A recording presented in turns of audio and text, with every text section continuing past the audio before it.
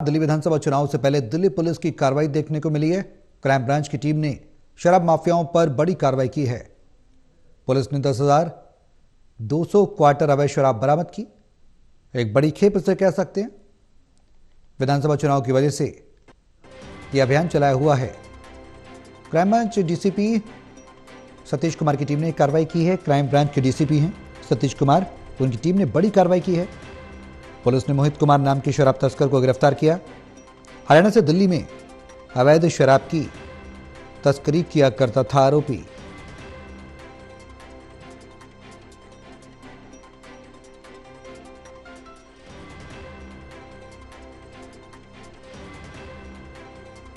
हमारे सहयोगी जितेंद्र शर्मा हमारे साथ हैं फोन लाइन पर। ज्यादा जानकारी के लिए सीधे उनका रुख करेंगे। सबसे पहले जितेंद्र, आपसे जानना चाहेंगे, क्राइम ब्रांच की टीम ने कार्रवाई की है, कितनी बड़ी कार्रवाई से माना जाए, क्या कुछ जब्त किया है? बिल्कुल सौरभ, देखिए दिल्ली में विधानसभा चुनाव नजदीक है और दिल्ली में विधानसभा चुनाव की तारीख का ऐलान भी हो चुका है, जिसके चलते अब दिल्ली पुलिस की ऐसे लोगों पर नजर है जो कि अवैध शराब की तस्करी करते हैं और दिल्ली चुनाव के अंदर शराब इधर उधर बांटी ना जाए, इसको लेकर दिल्ली पुलिस हाई अलर्ट पर भी है। इसी के साथ साथ अगर मैं आपको बताना चाहूँ, दिल्ली क्राइम ब्रांच डीसीपी है सतीश कुमार, इनकी टीम को बड़ी कामयाबी हाथ लगी है। दरअसल इन्होंने एक शराब तस्कर को गिरफ्तार किया है, जिसके पास से 10,200 क्वार्टर बरामद हुए हैं, जिसका नाम मोहित है और ये मोहित उत्तर प्रदेश के शामली का रहने वाला है।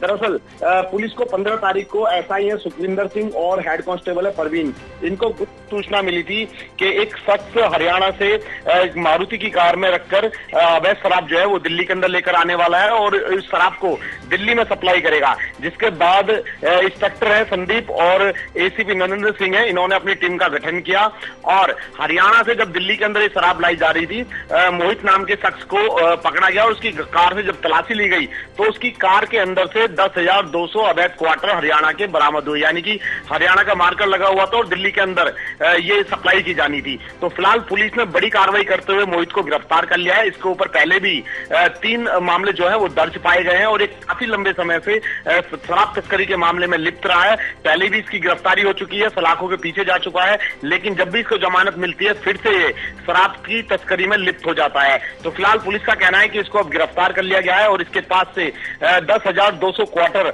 अवैध शराब जो है वो बरामद कर ली गई है। सौरभ, जितेंद्र, कुछ पूछताछ हुई है? पूछताछ में आरोपी ने क्या कुछ कबूला है? आगे क्या कुछ प्लानिंग थी? नेक्सस कितना बड़ा है, इसका कुछ जानकारी मिल पाई है? बिल्कुल, देखिए जब मोहित की जो डॉजर जो पुलिस बनाती है, जब कोई गिरफ्तार होता है तो उसके डॉजर बनते हैं, उसके अंगूठे के, हाथ के, पैर के, पूरी बॉडी के निशान लिए जाते हैं।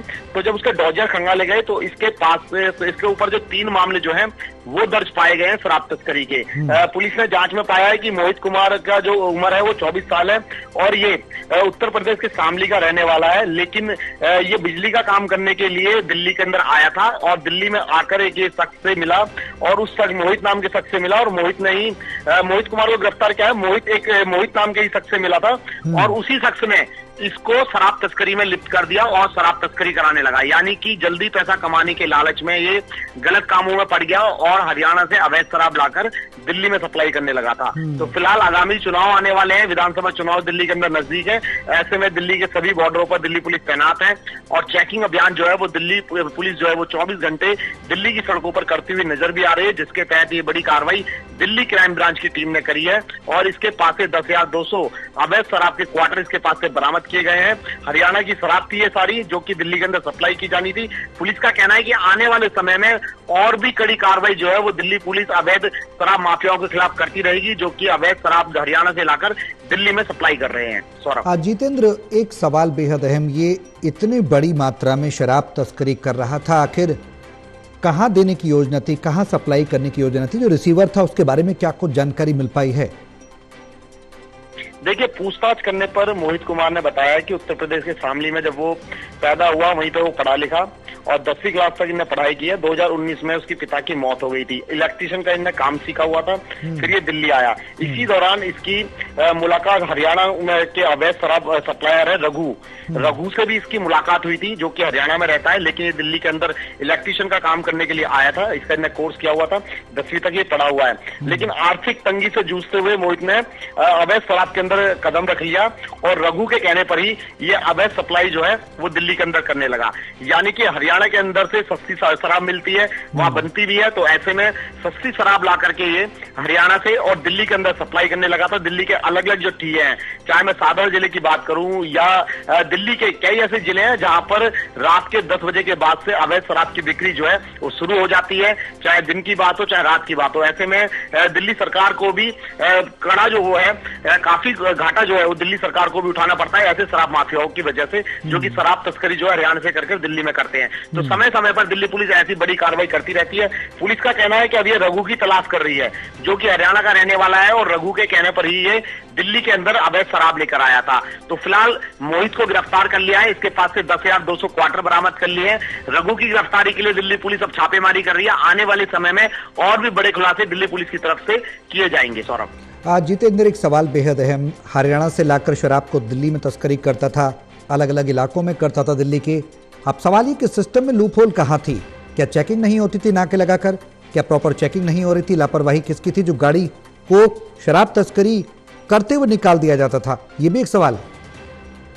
बिल्कुल, देखिए दिल्ली के अंदर जो बॉर्डर्स है ना, लाखों गाड़ियां दिल्ली के अंदर रोज आती हैं जाती हैं, तो ऐसे में बड़ा चैलेंज जो है वो दिल्ली पुलिस के सामने रहता है कि हर गाड़ी को दिल्ली पुलिस चेक नहीं कर पाती है। लेकिन दिल्ली पुलिस के मुखबिर जो है वो इतने अलर्ट रहते हैं कि मुखबिर के जरिए इनको पकड़ना संभव रहता है। लेकिन कभी कभार इक्का दुक्का केस ऐसा होता है जो कि पुलिस चेकिंग के दौरान इनको पकड़ लेती है, लेकिन ज्यादातर केसों में देखा जाता है कि मुखबरी के बाद ही ये लोग पकड़ में आते हैं। तो ऐसे में दिल्ली के बॉर्डर को आसानी से क्रॉस कर लेते हैं, अलग अलग गाड़ियों का इस्तेमाल करते हैं, अलग अलग गाड़ियों की नंबर प्लेट चेंज कर लेते हैं, उसके बाद ये दिल्ली में एंट्री कर लेते हैं और वहां से दिल्ली के अलग अलग इलाकों के अंदर ये शराब की तस्करी करते हैं। तो बड़ा मुनाफा कमाने के लिए अवैध शराब जो है वो हरियाणा से लेकर आते हैं और इन हरियाणा की शराब को ये दिल्ली में सप्लाई कर देते हैं। लेकिन अब ये बड़ा सवाल ये खड़ा हो रहा है, दिल्ली पुलिस का कहना है कि दिल्ली में विधानसभा चुनाव नजदीक है, ऐसे में कहीं ये विधानसभा चुनाव के अंदर इन शराब को सप्लाई तो करने वाला नहीं था। तो ऐसे में मोहित से पूछताछ की जा रही है,